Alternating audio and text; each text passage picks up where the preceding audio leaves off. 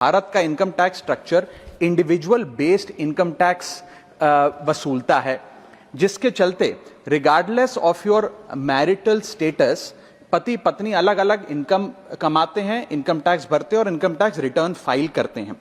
उनकी इनकम को क्लब नहीं किया जाता, एग्रीगेट नहीं किया जाता। इस वजह से डुअल इनकम कपल्स, जिसमें पति पत्नी दोनों पैसा कमाते हैं, इनकम कमाते हैं, उनको सेपरेटली टैक्स किया जाता है, जबकि उनके लॉन्ग टर्म इन्वेस्टमेंट्स शेयर्ड हैं, हाउस होल्ड के खर्चे शेयर्ड हैं, फाइनेंशियल रिस्पॉन्सिबिलिटी शेयर्ड है, चाइल्ड केयर कॉस्ट शेयर्ड है, तमाम लिविंग एक्सपेंसेस शेयर्ड हैं।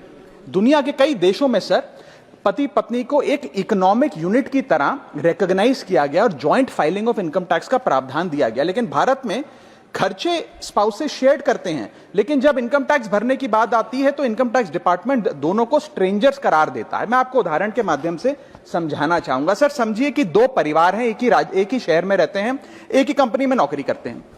एक परिवार है जो 20 लाख रुपए कमाता है साल का, दूसरा परिवार भी 20 लाख रुपए कमाता है। स्कूल की fees, rent, grocery, medical bill सब समान है, लेकिन इनकम टैक्स अलग अलग।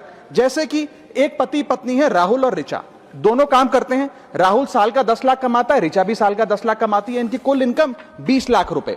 क्योंकि 12 लाख रुपए तक की रिबेट पर असेसी इनकम टैक्स देता है, तो ना राहुल को इनकम टैक्स भरना पड़ता है क्योंकि उसकी आमदनी भी 12 लाख से कम 10 लाख है, और ना ही ऋचा को इनकम टैक्स भरना पड़ता है क्योंकि उसकी आमदनी भी 12 लाख से कम है, यानी कि हाउस होल्ड का टैक्स जीरो। दूसरा परिवार है नमन और नेहा।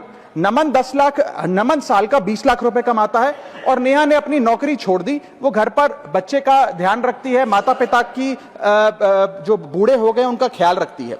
सर नमन और नेहा की भी फैमिली इनकम 20 लाख है, लेकिन क्योंकि इंडिविजुअल टैक्सेशन है, नमन को 20 लाख के हिसाब से, स्लैब के हिसाब से इनकम टैक्स भरना पड़ता है 1,92,400 रुपए, और वहीं नेहा क्योंकि उसकी इनकम नहीं, उसे टैक्स नहीं भरना पड़ता। यानी कि दो परिवार सेम इनकम, लेकिन एक परिवार को कोई इनकम टैक्स नहीं भरना और दूसरे परिवार को 1,92,000 का टैक्स भरना पड़ता है। एक ही छत, एक ही किचन, एक ही हाउस होल्ड, एक ही बजट, लेकिन अलग अलग टैक्स। सर मुझे लगता है कि अगर जॉइंट फाइलिंग ऑफ आईटीआर होगा तो इन मैरिटल कपल्स को इनकम टैक्स की जो रिलीफ है वो ज्यादा मिल पाएगा। मैं दूसरा एग्जांपल देता हूं। एक मैरिड कपल है सर, जो दोनों पति पत्नी आईटी प्रोफेशनल्स हैं, नौकरी करते हैं, एक ही घर में रहते हैं, शेयर्ड एक्सपेंसेस हैं।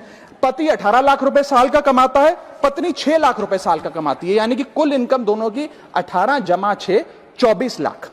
अब जब इनकम टैक्स भरने की बात आती है तो पति की क्योंकि इनकम 12 लाख से अधिक है, 16 लाख, वो अपने इनकम टैक्स के हिसाब से 1,50,000 रुपए का सालाना इनकम टैक्स भरता है, और वहीं पत्नी क्योंकि उसका 6 लाख रुपए इनकम है, वो कोई टैक्स नहीं भरती है। यानी कि 24 लाख रुपए की इनकम पे परिवार को 1.5 लाख रुपए का टैक्स भरना पड़ता है। यदि इनकी इनकम को क्लब कर दिया जाए और इनकी रिबेट्स को, एग्जेम्पशंस को भी क्लब कर दिया जाए, तो कुल आमदनी इनकी 24 लाख, कुल rebate 24 lakh, 24 minus 24, taxable income शून्य, इनकम टैक्स शून्य हो जाएगा। इसीलिए मैं प्रपोज करता हूं कि भारत में joint filing of income tax return लाया जाए, जिससे मैरिड कपल्स को ऑप्शन दिया जाए कि वे इंडिविजुअल फाइलिंग के साथ साथ जॉइंट फाइलिंग भी कर सके।